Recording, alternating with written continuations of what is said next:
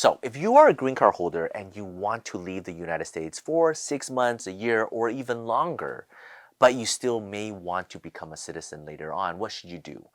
That's where the N-470 comes in. We filed it this year, February, and we got approved in March. So it was one month. It's the fastest we've ever seen. Usually in the past when we file it, 4 months, 5 months, 6 months. One time it took like 8 months. It's like only need to leave for 6 months and it took you 8 months to kind of adjudicate it. That's ridiculous, right?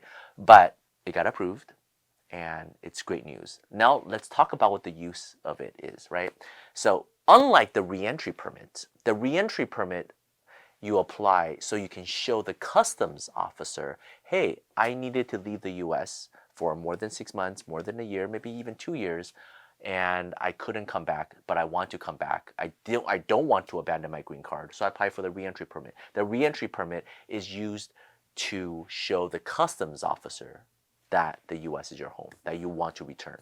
The N-470 is used, you could use it for the customs officer as well. I mean, that's partially why we did it for this client. But it's also used for when you apply for citizenship, when you apply the N-400 to become a citizen. Because when you apply for N-400 to be a citizen, you have the physical presence and the continuous presence requirement. But if you need to be out of the country, you can't be here, but you still want to be a citizen. So that's where the N-470 comes in. Our client has been a green card holder since 2006. She's been a green card holder for like 20 plus years. And you know what? She can't be a citizen. You know why? Because she's stationed outside of the US. She's not working for the military. Because if you're working for the military, then you could just directly do the citizenship with the military and get passed. You don't have to deal with the physical presence test, right? But she's arguably working for the US government through affiliate contractors. Does she qualify? Is she doing research? Is she not doing research? Is she working for the government? Is she not working for the government? That's ambiguous.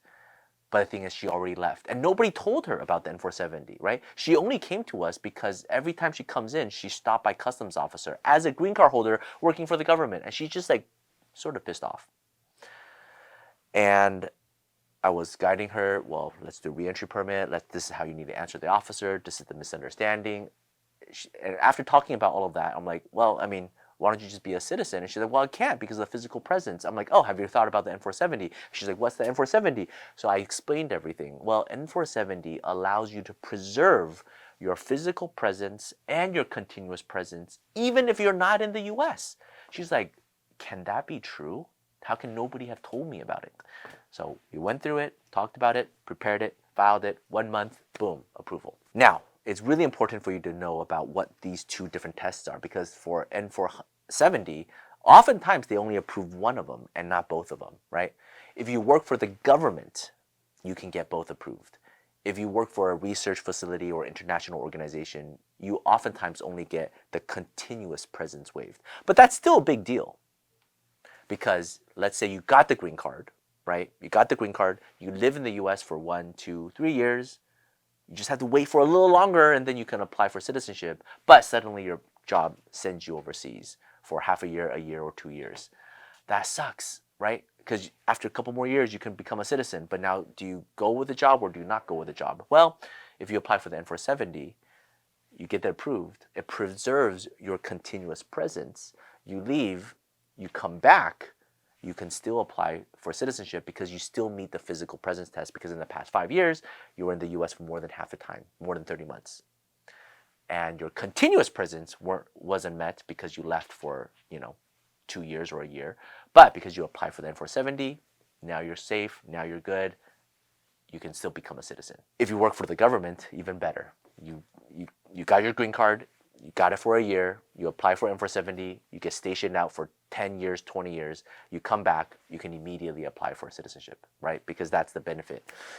So how to do this case, the form isn't too complicated. You fill everything out. You get a lot of letter of recs from different people attesting your job, your duties, your page stubs, show the relationship between different organizations. In this case, the most difficult part was that it's the US government, affiliates, right? So you have to trace it all back to okay, she is working for the government. And then prove that she's been doing and the work that she's been doing, obviously it has to be confidential, but you still show it to the government itself.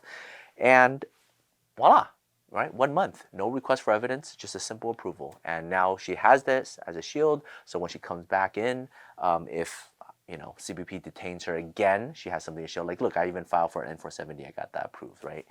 So just an additional shield, but also when she applies for citizenship, it'll be much easier. Very happy that this case was approved. Again, we only do a few of these every once in a while. Grace and Margaret worked on it really hard, and I'm happy to share this story with all of you. Thank you. Take care. Bye-bye.